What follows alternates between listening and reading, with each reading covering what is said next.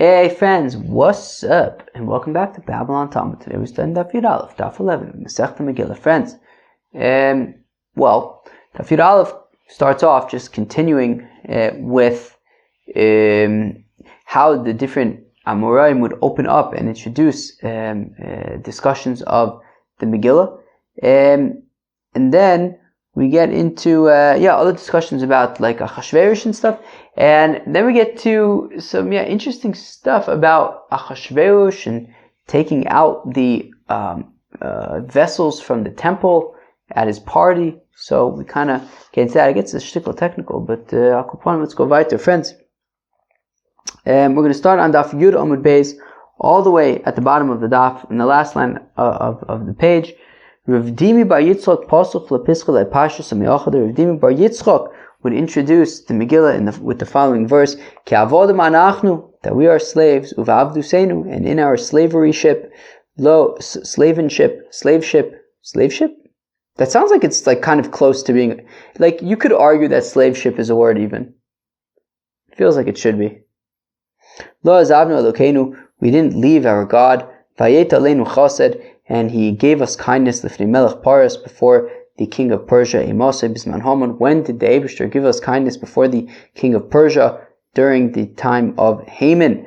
Rav Chanina bar Papa pasuk lepischal epashus amihocho. So Rav Chanina bar Papa would introduce the Megillah with this following verse: Kavta enush l'roshenu banu boishu v'amoyim, that you've placed people on our heads, and we have come in fire and through water.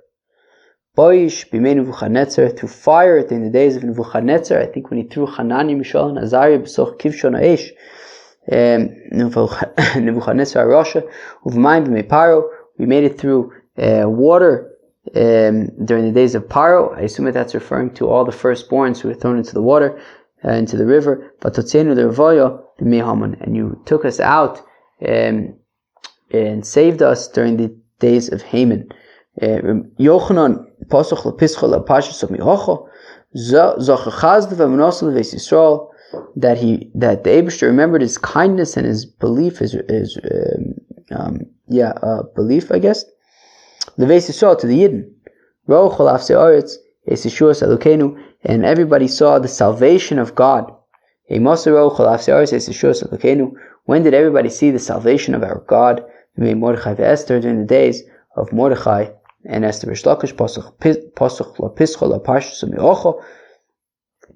Rishlakish would say from here, Ari noim, that a lion roars. Can somebody roar for me?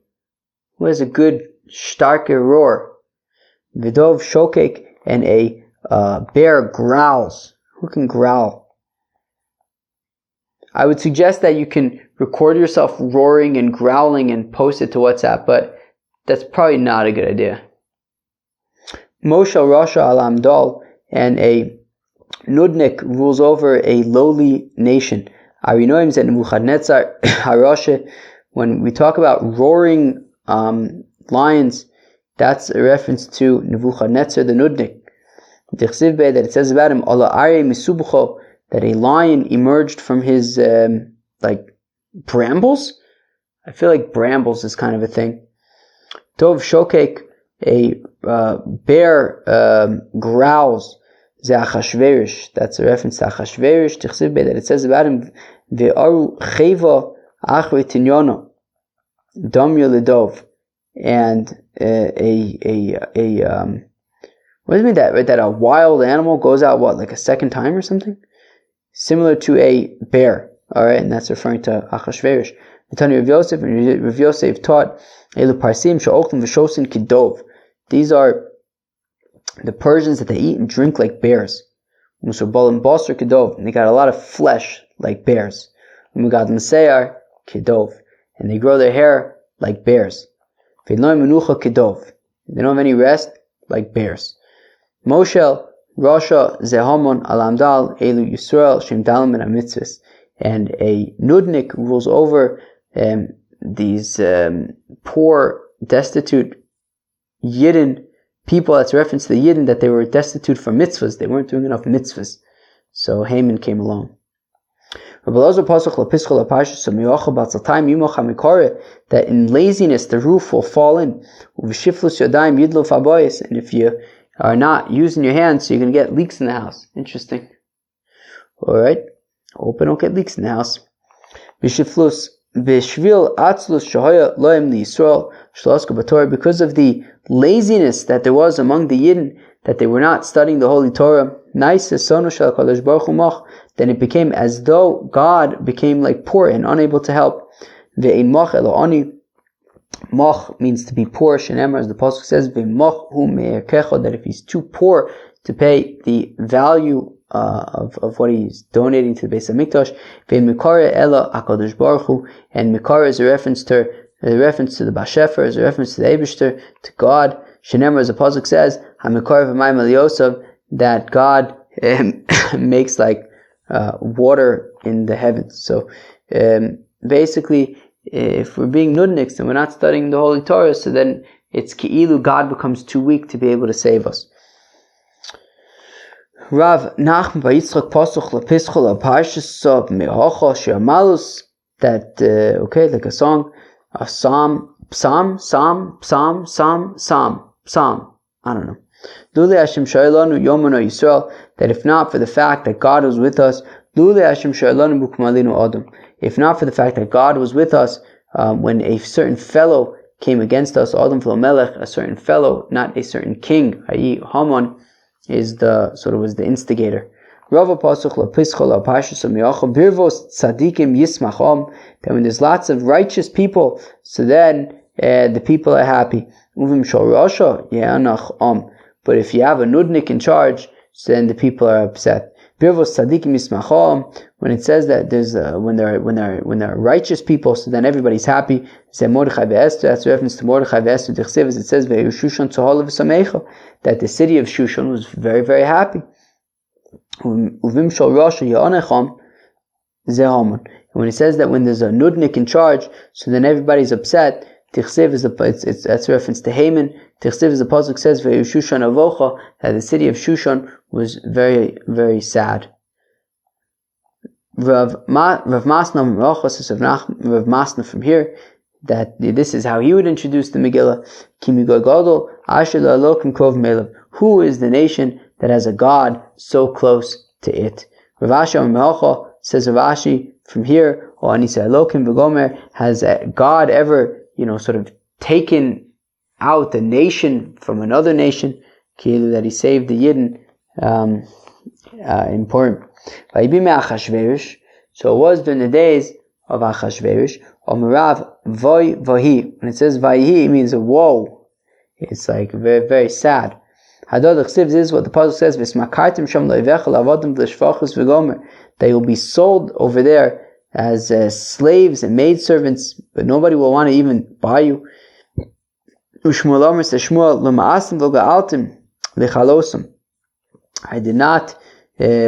not disgusted from them, and I did not destroy them. I didn't disgust them. I wasn't allowed myself to be disgusted by them. During the days of the Greeks. I wasn't, repugnated from them. Nebuchadnezzar, during the days of Nebuchadnezzar, the Chalosim, to destroy them. Bimei Haman, to destroy them during the days of Haman. He didn't allow the Yidden to be completely sort of cast off. They offer B'si'itam, to annul my covenant with them. Bimei Parsim, during the days of the Persians. Kani Hashem Elokeihem, I am Hashem their God. Bimei Gog u'Magog, that's during the days of Gog and Magog. Masni Satanim was taught in the Brayso Ma'astim. Bimei Kazdim, so I did not turn them away, disgust myself of them, something negative. During the days of the Kastim, She'amati Loim Daniel, Chananim Shavazariah, that I didn't leave them alone. I wasn't disgusted of them. I didn't betray them, whatever it is, abandon them. That's reference to the Kastim, that over there was Daniel, Chananim, Mishael, Azariah. And I wasn't disgusted from them. Bimei Yevanim, during the Greeks, Shemati Loim Shimon HaTzadik, that I established for them Shimon HaTzadik, who we said was, I believe, the Kohen Gadol for 40 years. Of course, I was with my dear Chaver yesterday, Reb Josh Weinberg, And right, we looked up Shimon HaTzadik, right? It's Shimon HaTzadik from Masechta Yoma, who Alexander the Great would see in his dreams. V'Chashmonai Uvanov, and the Chashmonaim and his children, Umatisya Kohen Gadol. And right, so he saved the Yidden with all these people during the Greeks. The Chalosim b'Mehamon, and he didn't allow the Yidden to be destroyed during the days of Haman. Shemati lo Mordechai ve'Esther, that God established for the Yidden Mordechai and Esther la for Brisi Itam, b'mei Parsiim, to nullify my covenant with them. That during the days of the Persians, Shemati loim shel beis Rebbe. So actually, there's a gears that changes Persians to Romeim, the Romans, which I think would make more sense if we're talking about Rebbe. That during the Roman time, there was the house of Rebbe, the Chachmei Doris, and the sages of the generations. K'ani Hashem Elokechem, that I am God, Hashem your God, la'asud lavo. In the future, she'en kol umah v'loshen yichol l'shlot boim, that no nation will be able to touch us, to rule over us. All right. Whew. Moving on. Reb Levi Omar Mi'ocha, says Reb Levi, from here, this is how he would introduce the Megillah. If you don't destroy the people in the land, they're gonna give you a hard time. So Shaul didn't get rid of Amalek, and look what happened with Haman. Reb Chia Omar Mi'ocha, says Reb Chia, from here, that which I thought to do to them, I will do to you. Alright, so we had a very close call there. In Purim. Achashverosh Amarav Ochiv Shorosh Uben Gilo Shorosh. So the name Achashverosh, so says Rav, means he's the brother Shorosh of somebody in charge of Gilo Shorosh, and sort of the relative, the contemporary of another fellow who was in charge. Achiv Shorosh, Achiv Nebuchadnezzar Arosha, Shenikar Rosh. He's the brother. He's like Ki'ilu, the brother of Nebuchadnezzar, the Nudnik, who was called a Rosh, Shenemar, Antu Reisha Didaiva, that you are this head, I guess, of gold. Ben Gilo Shorosh, a contemporary of the Rosh, who Harag, who Bikesh Larug, that Nebuchadnezzar actually killed, whereas Achashverosh wanted to kill, who Echriv, who Bikesh Lachriv, Nebuchadnezzar destroyed the Yidden, right, in Jerusalem, whereas Achashverosh merely wanted to destroy. Shnemar of Malchus Achashverosh b'schilas Malchuso, that during the kingship of Achashverosh, in the beginning of his rule, Kosvu Sitna al Yoshve Yud v'Yushalayim, they wrote sort of like a negative, document, I guess, or move, or thing against Judah and Jerusalem. Shmuel Amar says, Shmuel shehushcharu pneim shel Yisrael, that Achashverosh is that shehushcharu pneim shel Yisrael b'yamav kishuli kedera, that the faces of the Yidden became black in their days like the bottom of a pot. Rabbi Yochanan Omar, it says Rabbi Yochanan koshe zochro omer och l'rosho. All right, and when anybody who mentions Achashverosh, they say, "Ooh, this is shver." Reb Chanina Omar says, Reb Chanina shakol naisu roshin b'yom shneimar vayosem melech Achashverosh mos, and says Reb Chanina that everybody became poor during the days of Achashverosh, as it says in the pasuk that he instituted taxes. All right, I guess very steep taxes. Hu Achashverosh, he is Achashverosh, hu birisho mitchilaso vad sofo. He is in his evil from the beginning to the end. Hu Esav, hu birisho mitchilaso vad sofo. When it says he is Esav, it means that he is a nudnik from start to finish. Hu dasan vavirim hin birisho mitchilaso vad sofo. When it says that they are dasan vavirim, means they were dasan avirim, the big nudniks from beginning to end, from start to finish. Hu hamelech Achaz, hu birisho mitchilaso vad sofo. He is the king Achaz, who is a nudnik from start to finish. Avram hu Avraham.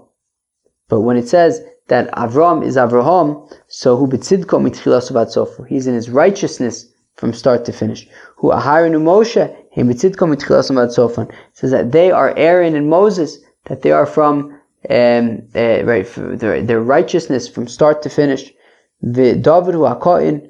When it says that David was the small one who bikatnuso mitchilaso vat sofo. He was the small one from start to finish, which means kishem shebikatnuso iktin atzmo itzel mishagadol mimenu bateire. Just like when he was younger, he sort of lowered himself before somebody who was greater than him in the Holy Torah.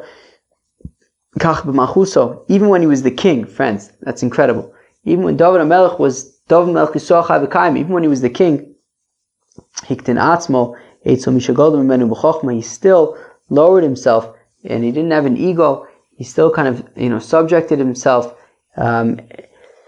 before somebody who was greater than him in wisdom. Hamolech. So when it says by Achashverosh that he ruled Amarav Shemalach Me'atzmo, says Rav that he ruled on his own. That it's not like he came from a royal family. He was an anomaly in a sense. Amri la l'shvach, ba'amri la l'gnai. So we can understand this in a positive light. We can understand this in a negative light. Amri la l'shvach, we can understand it in a positive light. That there was nobody, right? Right, meaning he wasn't from a royal family. How did he become the king? Well, he was the most suited to it, and he earned it. That those who say in a negative way to La'ava, Chazi l'machusa umamona yasira hu diyoy become. To those who say that, no, he didn't taka deserve it. It's not like he came from a royal family. He bought his way in to the kingship. He just paid a lot of money for it. Okay. Mehodu vad Kush says that Achashverosh ruled from Hodu until Kush. Rav Shmuel taka machlokus Rav Shmuel, but how exactly to understand what the implication of the pasuk is by saying that he ruled from Hodu until Kush. Charomer Hodu b'sofa olam v'Kush b'sofa olam. One opinion is that, well, Hodu was on one end of the world and Kush was on the other end of the world, and therefore he ruled Kilu, Hodu, Kush, and everything in between. V'charomer, those who say Hodu v'Kush gabi adodi avukaimi, or those who say it's taka the opposite, that Hodu and Kush were right next to each other. But the point is, Kishem Shemalach al Hodu v'Kush, just like he ruled on Hodu and Kush that are one right, two cities right next to each other. Kach Malach misof olam vat sofo. Similarly, he ruled from one end of the world to the other. That just like these two cities, also all cities. You see a similar thing by King Solomon, that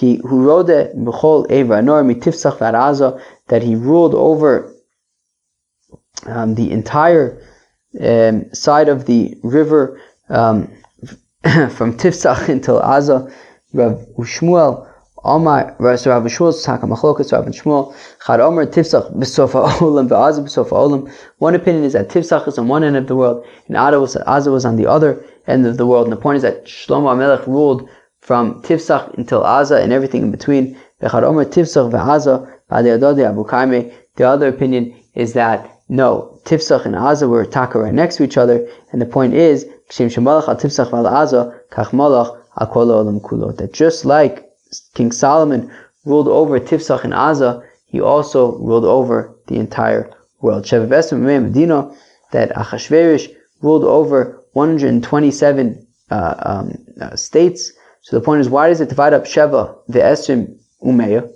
So Amr of Chizda v'tchila malach al Sheva. Initially, Achashverosh ruled over 7 places. V'vasof malach al esrim. Then he ruled over 20 places. V'vasof malach al mea. And then ultimately, he ended up ruling over 100 states. Right? Okay. So Elamiata v'shnei chayi amram Sheva u'shloshim ma'astronom adarashtabe.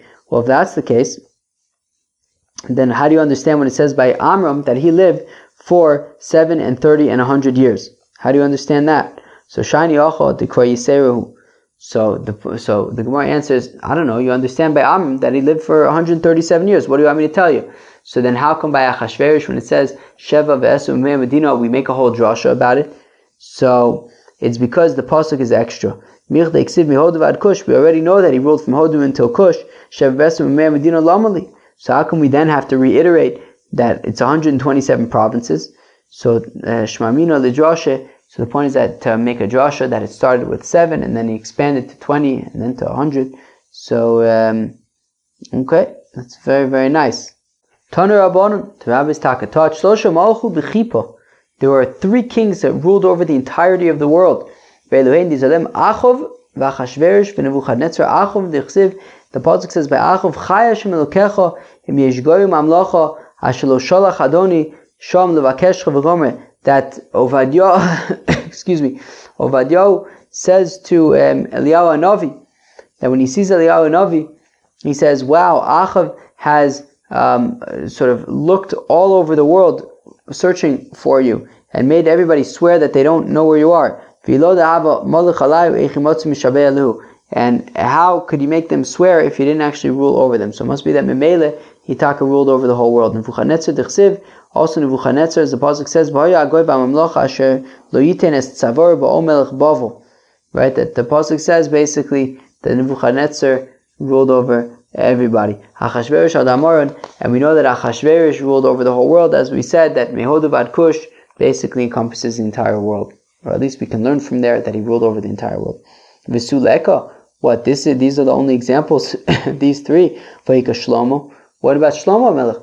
Right? We said that King Solomon ruled over from Tifsach Var Aza. We said it's the whole world. Lo Salik Malchuse. Well, yeah, but his kingship didn't last. Okay, so you could say that his kingship didn't last, according to the opinion who says that Shlomo Melech was the king, but then he kind of like went off the beaten path and never came back from it. Whereas, right, so if you say that, then okay, I get it. So then, he kind of didn't work out. But if you say that he was king and then he kind of fell off the beaten path but kind of came back, well then, so shouldn't we say that he ruled over the entire world? So Shlomo Milsa Achrisa Havabe. Well, Shlomo, there was another aspect over there. Shamalach al Elyonim al Tachtonim. That he not only ruled over this world, but he even ruled over like the like officers in the upper worlds, in the upper realm. Shneimar, as the pasuk says, Vayishiv Shlomo al Kisei Hashem. That Shlomo Melech sat on the throne of God for a period. And that means that he even ruled over sort of the officers above. What about Sancheriv? That it says, Mi b'chol Eloi ha'arotzu sa'ele, who is of all the gods of the lands, Asher yitzilu es ha'aretzim yadu, who saved their lands from me. Ha'ika Yerushalayim d'lokavsha. Yeah, but Sancheriv never captured Jerusalem. So clearly he didn't rule over the entire world. Va'ika Daryavish. What about Daryavish? That it says about him, Daryavish Malka Ksav l'chol ha'memaya u'maya v'lishnaya, that Daryavish wrote to all of the nations, Didayir b'chol ara, of the world, Shlam chon yaske, that you should have a lot of peace. So ha'ika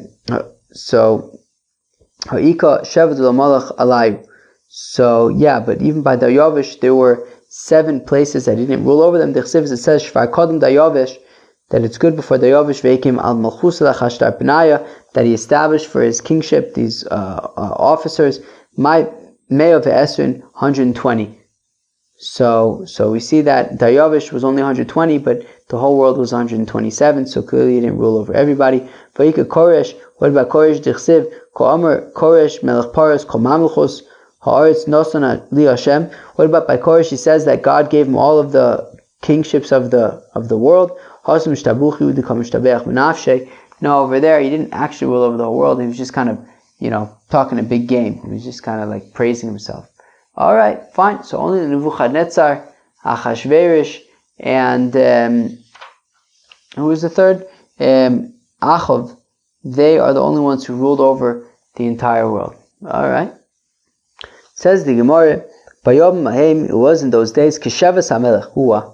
So it says that it was in those days, Kishevas HaMelech Achashverosh al Kisim Alchuso, when the king Achashverosh sat in his throne. So that sounds like when he first became king, Kishevas HaMelech, when he first ascended his throne. But it says after that, Bishna Shalosh L'malchu, that it was talking the 3rd year of his reign. So 1 second, was it the beginning of his reign or was it already 3 years in? So Amaravis says, Rava, Mike Sheves, what does it mean after he sat? La'achosh in his Yaish Vadaito, after his sort of thoughts kind of chilled out. Omer, he said, what does it mean that he kind of had to like chill himself out? Well, he figured, Belshazzar choshav v'ta'a, ono chashivna v'lo ta'inu. He said, well, Belshazzar did a calculation and messed up. I'll make a calculation and I won't mess up. Mahi. No. What are we talking about? What do you mean? He chilled out because of some calculation? Friends, what in the world? Dichsiv. Because the pasuk says, Well, the pasuk says in Yirmiyah that after 70 years of Bavel, I will remember you and I will bring you back to Eretz Yisrael. Well, I will remember you. Skip the next sort of line. So, Chashov Arbain v'chomish de Nebuchadnezzar. Now consider 45 years of Nebuchadnezzar, v'esrim v'tlos de Evil Merodach, plus 23 from Evil Merodach, v'tarte didei, and 2 years of Belshazzar, Hashivim, that's 70. So basically, Belshazzar did a calculation, and he says, look, the pasuk says that 70 years into the reign of Bavel, God is going to remember the Yidden, and presumably will bring them back to Eretz Yisrael. Now, Belshazzar did a calculation to get to 70 years, and he figured, well, 70 years are up, the Yidden haven't been redeemed, so clearly it's a hoax. And then he took out, so he took out the vessels from the Beis Hamikdash, v'shtamesh behu, and he used them, right? So we said that, so 45 years of Nebuchadnezzar's reign, 23 years of Evil Merodach's reign, so that's 68, plus the first 2 years of Belshazzar, of his reign, so that's 70 years, and then the next year he said, well, they haven't been redeemed, it's all a hoax, and he took out the vessels of the Beis Hamikdash. Nebuchadnezzar, minolan da'arbin v'chomesh shnin malach. How do we know that Nebuchadnezzar ruled for 45 years? Because we said, Galu b'sheva, Galu b'shmona, that the Yidden were exiled in 7 years, the Yidden were exiled in 8 years, Galu b'shmona esrei, Galu b'tshai esrei, the Yidden were exiled in 18 years, in 19 years. So what does this mean? What does it mean that they were exiled in 7 years, 8 years, 18 years, 19 years? No. So Galu b'sheva, the kibush Yoyakim, Galus Yoyachin, Shehi Shmon Nebuchadnezzar. Friends, what does that mean? Who could tell me what this means? Friends, who could tell me what this means? It means that Nebuchadnezzar ascended to power in Babel. The next year, in his second year, he captured Yehoiakim.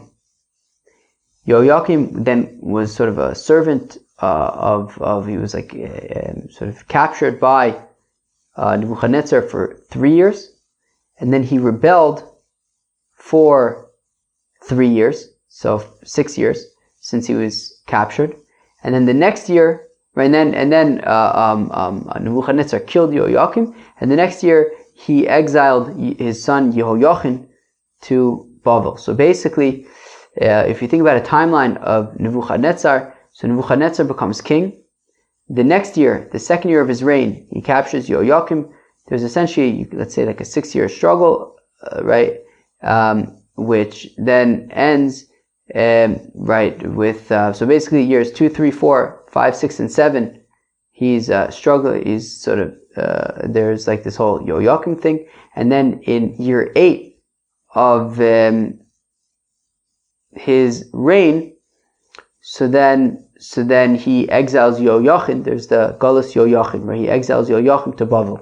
So 7 years after the beginning of since Yehoiachin was captured, that's when 7 years after Yehoiakim was captured, Yehoiachin was exiled, and it was the 8th year of Nebuchadnezzar's reign. You got that, friends? Good. So let's read that again. So Galu b'sheva l'kibush Yehoiakim. So 7 years after Yehoiakim was captured, Galus Yehoiachin, that is when Yehoiachin was exiled to Bavel. Shehi Shmon Nebuchadnezzar, which was the 8th year of Nebuchadnezzar's reign. Alright, sounds very nice. So Galu b'shmona esrei, the kibush Yehoiakim, Galus Tzidkiyahu Shehi Cha'esed Nebuchadnezzar. And then 11 years later, right, so we said it was the 8th year of the reign of Nebuchadnezzar. 11 years later was when Tzidkiyahu was exiled to Bavel, and and Nebuchadnezzar destroyed Jerusalem. So again, Galu b'shmona esrei, the kibush Yehoiakim. So 18 years after the capture of Yehoiakim, Golus Tzidkiyahu, that is when Tzidkiyahu was exiled to Bavel, Sheitcha Esrei Nebuchadnezzar, which is the 19th year of Nebuchadnezzar's reign. The Amar, we said earlier, Shana Rishona Kibesh Ninveh, that the first year of Nebuchadnezzar's reign, he captured Ninveh. Shnia Kibesh Yoakim, in the second year of his reign, he captured Yoakim.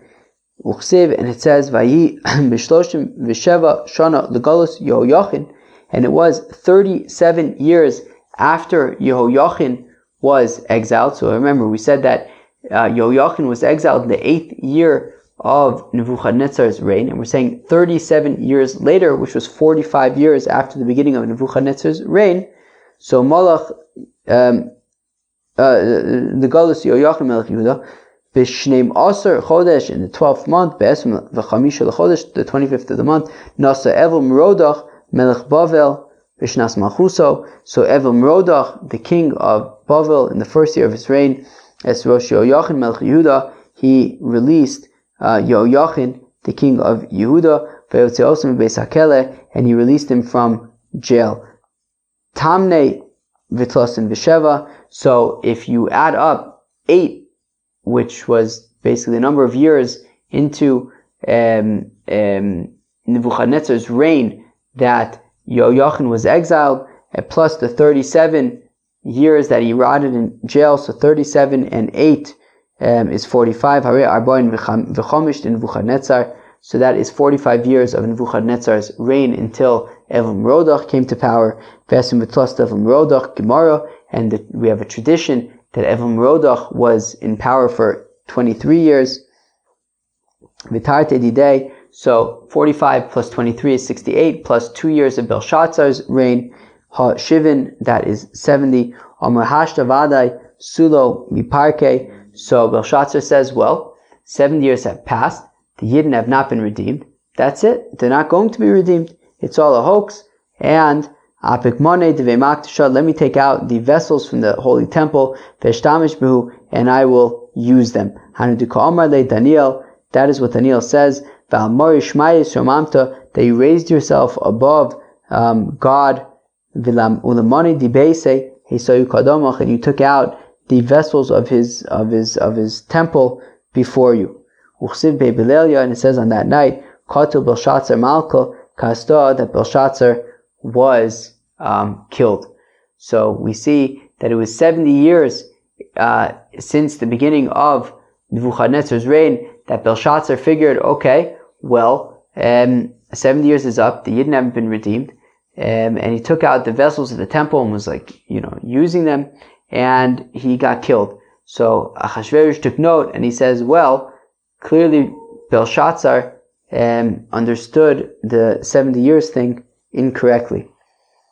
Uchsev, in the pasuk says, "V'dayavesh mada'a," and Daryavesh kibel malchusa, so he received the kingship kvar shnin shitin v'tartin, 62 years into the exile of the Yidden.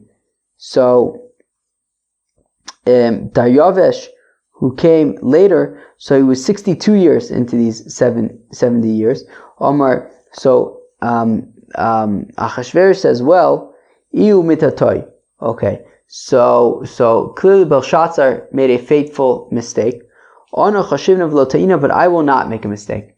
And he says, look, after Belshazzar came Daryavesh was 62 years in, right? And he says, Miksiv l'malchus Bavel, that pasuk that we quoted earlier, it doesn't say, right? It says, Ki lefi milos lebavel shivim shana. It says 70 years into Bavel, but not into the kingship of Bavel, which would be from the beginning of Nebuchadnezzar, but rather Bavel. It says to Bavel. My Bavel. What does it mean to Bavel? Legalus Bavel, to the exile to Bavel, which is a reference to Yehoyachin.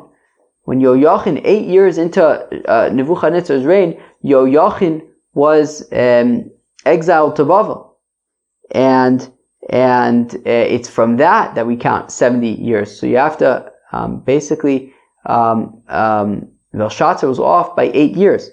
So Kama B'tzirin Tamne. So you have to subtract 8 years. Choshev v'ayil chilufayu.